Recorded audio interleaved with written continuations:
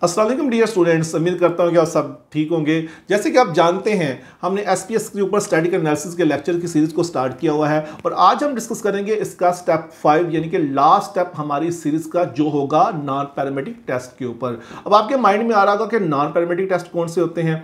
जितने भी हमने आज से पहले लेक्चर आपसे शेयर किए हैं, जितने भी हमने टेस्ट परफॉर्म किया अभी तक, वो सारे के सारे क्या थे? पैरामेट्रिक टेस्ट थे। अगर पैरामेट्रिक टेस्ट में हमारी असम्पशन के अकॉर्डिंग हमारे रिजल्ट नहीं आते, उसको वैलिडेट नहीं करते, तो हम मूव करते हैं किस तरफ? नॉन पैरामेट्रिक टेस्ट की तरफ। अब नॉन पैरामेट्रिक में कौन कौन सी चीजें हमारे पास आएंगी? इसमें हमारे पास सबसे इंपॉर्टेंट बड़ा फेमस मैन वाइटिंग टेस्ट आएगा इसमें। नंबर 2 में हमारे पास इसमें साइन टेस्ट आएगा। नंबर 3 में हमारे पास इसमें विल्कोसन रैंक टेस्ट आएगा। नंबर 4 में हमारे पास क्रुस्कल-वेल्स टेस्ट आएगा। आइए देखते हैं कि हम नॉन पैरामेट्रिक टेस्ट को अपने डाटा के ऊपर कैसे लगा सकते हैं। जी स्टूडेंट्स, आज हम डिस्कस करने जा रहे हैं एसपीएस का स्टेप नंबर 5 यानी कि नॉन पैरामेट्रिक टेस्ट। मैंने भी आपसे बताया था कि इससे पहले जितने भी हमने स्टेप आपके सामने जो है वो सारे एक्सप्लेन किए थे, वो सारे के सारे क्या थे? पैरामेट्रिक टेस्ट थे। यानी कि पैरामेट्रिक टेस्ट में अगर हमारे पास जो हमारी असम्पशंस उसके अकॉर्डिंग रिजल्ट्स नहीं आते, यानी कि सिग्निफिकेंस वैल्यू हमारे पास नहीं आती, तो उसके अल्टरनेटिव के तौर पर फिर हम नॉन पैरामेट्रिक टेस्ट यूज़ करते हैं। आपको बहुत कम इसके ऊपर लेक्चर मिलेंगे, लेकिन ये बहुत इंपॉर्टेंट है। अगर आपके पास स्टैट के रिजल्ट जो है वो आपके अकॉर्डिंग टू असम्पशन ना आए, तो इन टेस्ट को भी यूज करके आप अपने रिजल्ट ला सकते हैं। तो यहाँ पे मैंने वेरी क्लियर जो है इन तमाम टेस्ट की डिस्क्रिप्शन लिखी हुई है। अगर आप इसको नोट डाउन करना चाहें तो आप नोट डाउन भी कर सकते हैं, अगर अंडरस्टैंड करना चाहें तो आप अंडरस्टैंड भी कर सकते हैं कि कौन कौन से ऐसे हमारे पास वेरिएबल्स या हमारा डाटा होगा जिसके लिए हम ये स्टैट यूज करते हैं। अब और किसके अल्टरनेटिव ये हमारे पास यूज होगी, ये भी मैंने रेड से हाईलाइट किया हुआ है। फॉर एग्जाम्पल, हमारे पास अगर जो है वो इंडिपेंडेंट टी टेस्ट सही नहीं आता, तो उसकी जो है वो अल्टरनेटिव के तौर पर हम जो है मैन वाइटिंग टेस्ट यूज कर सकते हैं। क्यों? ये भी क्या करता है कि डिफरेंस देता है हमें कंपेयर करके 2 इंडिपेंडेंट ग्रुप्स के दरमियान।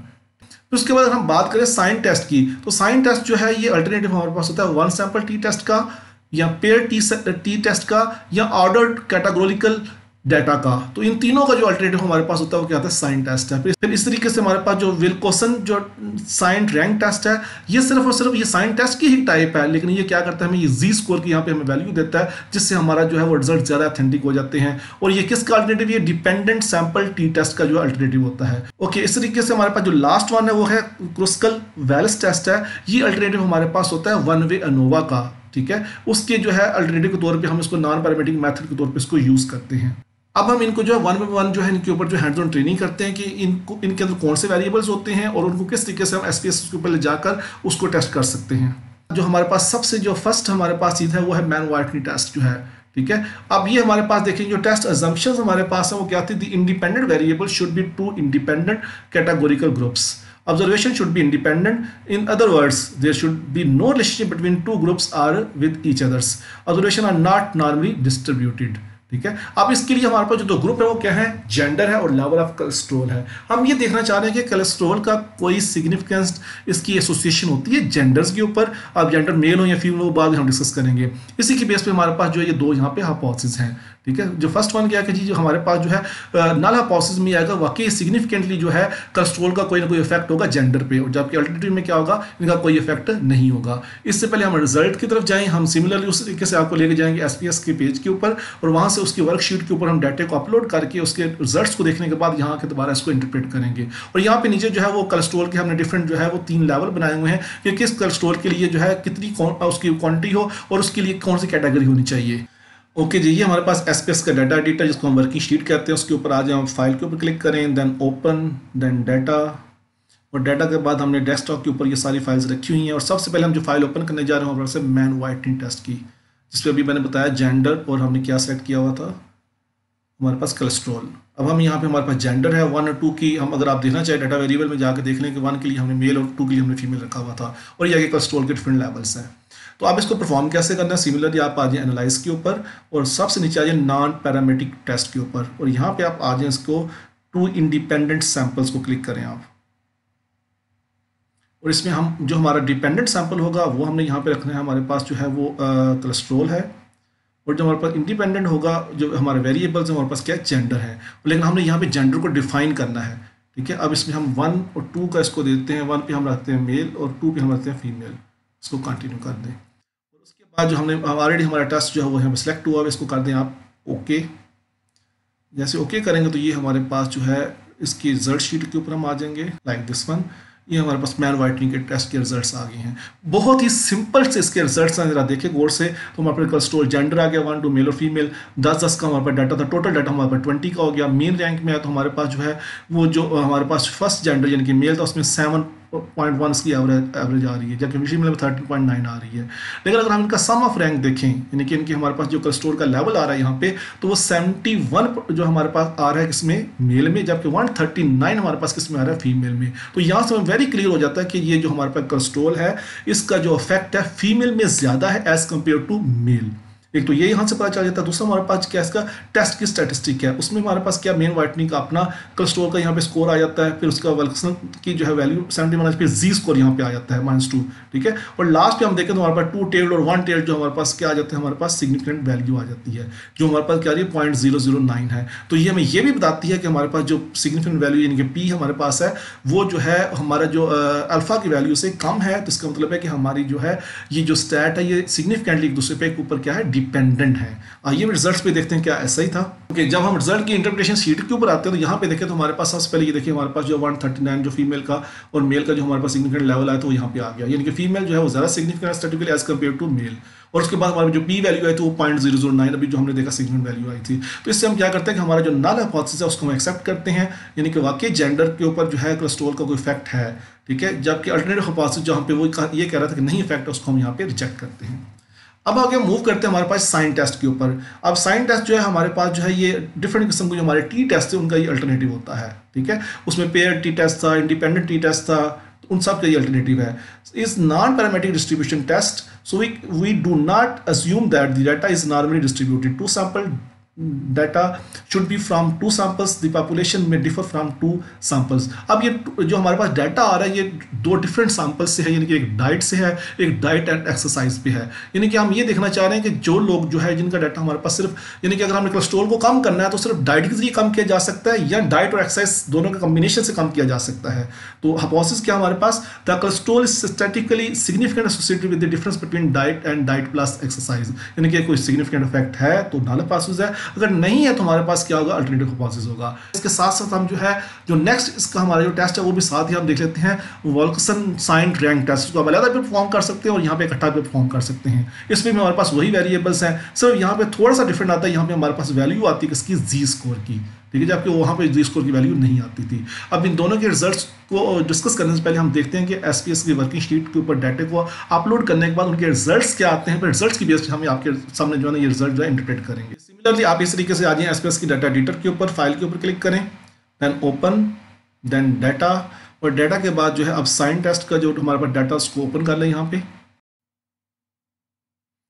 इस तरीके से हमारे पास जो है डाटा अपलोड हो जाएगा। इसमें देखिए हमारे पास पहला डाटा जो है सिर्फ डाइट का है जिसके ऊपर कोलेस्ट्रॉल का लेवल दिखाया है, दूसरा डाइट प्लस एक्सरसाइज का है, फिर इन सब का डिफरेंस है, पर सैंपल भी डिफरेंस है, और नीचे इसका जो है हम अभी आपको जो है जो इनका आप मैनुअली भी जो है एक्सेल की फाइल के ऊपर भी इनका डिफरेंस निकाल सकते हैं आपको। यानी कि अगर टेस्ट नहीं परफॉर्म करना चाह रहे सबसे सिंपल भी आप जो आपने डाटा यहाँ पे रखा हुआ है, देखिए मैंने जो है एक्सेल की फाइल के ऊपर इन दोनों डाटा का यानी कि डाइट का और डाइट प्लस एक्सरसाइज का फिर इनका डिफरेंस, इन सब का मीन और उनका मीन का डिफरेंस निकाला हुआ है जो कि 105 आ रहा है। तो यहाँ से भी वेरी क्लियर हमें नजर आ रहा है कि हमारे पास जो सिंपल जो पहले डाइट है उसका क्या एवरेज है 259 है, जबकि डाइट प्लस एक्सरसाइज के वो 153 है। तो यहाँ पे कोलेस्ट्रॉल का लेवल क्या है, कम है, यहाँ पे कोलेस्ट्रॉल का लेवल क्या है, ज्यादा है। इसका मतलब है कि हम यहाँ पे इसको भी देखते हुए ये कह सकते हैं कि ये जो हमारे पास जो कोलेस्ट्रॉल का जो है सिग्निफिकेंट इफेक्ट होता है डाइट प्लस एक्सरसाइज के साथ, ठीक है, जबकि उसका इतना सिग्निफिकेंट इफेक्ट नहीं होता सिर्फ डाइट के साथ। लेकिन अभी हम रिजल्ट्स को भी देख लेते हैं।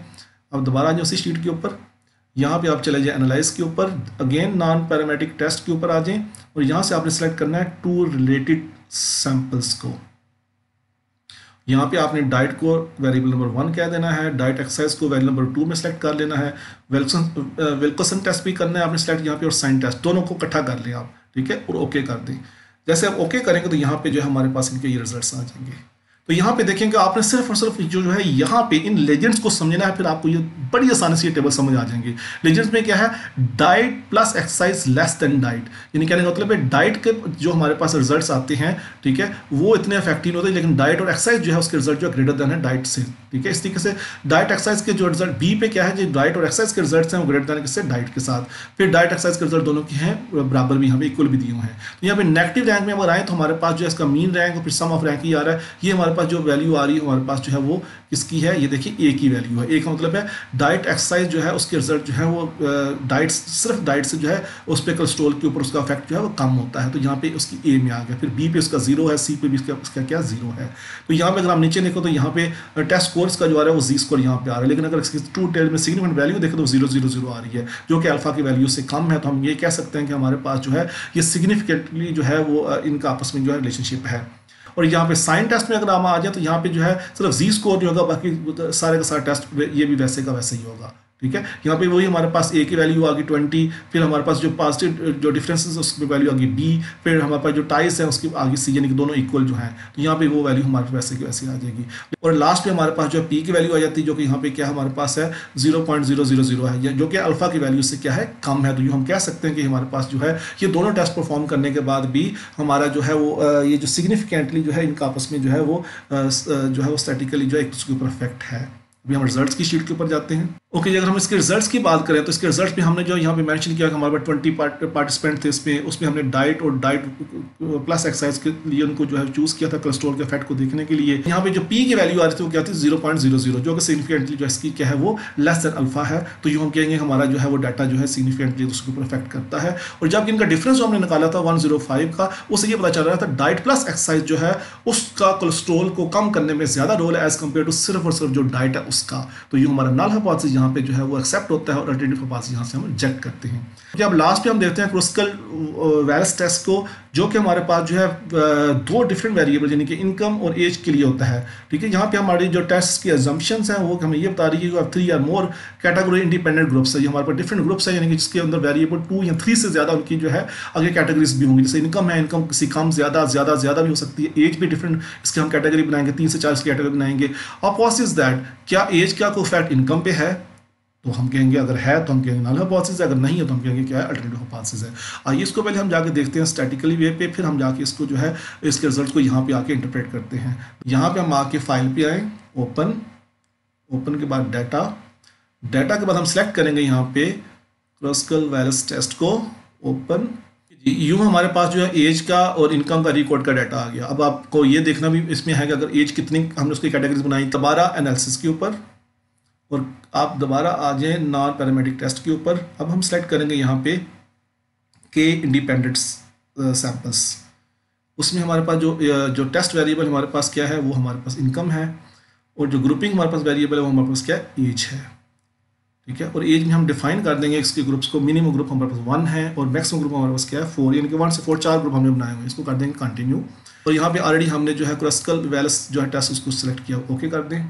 ऐसे ओके करेंगे इसके यहाँ पे हमारे पास रिजल्ट्स आ जाएंगे। सबसे पहले तो हमारे पास जो है वो इनकम रिकॉर्ड का एज के ऊपर जो डिफरेंट एजेस हैं उसके ऊपर जो है उनके नंबर्स आ गए, यानी कि वहाँ पे उनकी एवरेज क्या आ रही है, यानी कि 25 से 30 जो हमारे एजेस के लोग थे उनका नंबर क्या आ रहा था, उनकी एवरेज का 57 आ रही है, देन सो ऑन।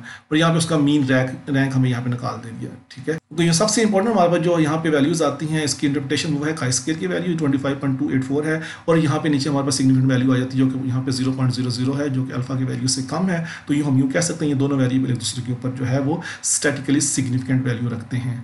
आइए रिजल्ट की शीट के ऊपर देखते हैं इसको जाके। और हम रिजल्ट की शीट पे आए तो यहाँ पे वेरी क्लियर से मेंशन किया होगा difference in income and difference age group जो है हमारे पास 25, यानी कि उसकी जो वैल्यू हमारे पास आ रही है, तो पी वैल्यू हमारे पास क्या आ रही है 000 आ रही है, ठीक है। तो हम इस पर भी जो है नल हाइपोथेसिस को एक्सेप्ट करेंगे, यस इन दोनों का आपस में एसोसिएशन है, जबकि अल्टरनेटिव हाइपोथेसिस को यहाँ से हम रिजेक्ट करेंगे। और अब इसके साथ ही हमारे जो स्टैटिकल एनालिसिस के तमाम जो एसपीएसएस की जो टूल्स थे, जो इंपॉर्टेंट टूल्स थे, जो कि हमारी आगे जो है वो जिनकी एप्लीकेशन हमारे रिसर्च के अंदर है, चाहे बीएस लेवल पे, एमएस लेवल पे, पीएचडी लेवल पे, या आप किसी भी आर्टिकल के लिए उसको जो है वो डिज़ाइन करना चाह रहे तो हमने सब के सब जो है लेक्चर आपके सामने शेयर किए और आपसे एक एक चीज़ डिस्कस की। और अगर फिर भी आपको कोई कन्फ्यूजन है या आप समझते हैं कि इस टेस्ट की आपको समझ नहीं आ रही तो आप कमेंट्स में आके ज़रूर वहाँ पे लिखें, मैं आप उसका रिप्लाई करूँगा। Good luck for your research and good luck for your statics learning.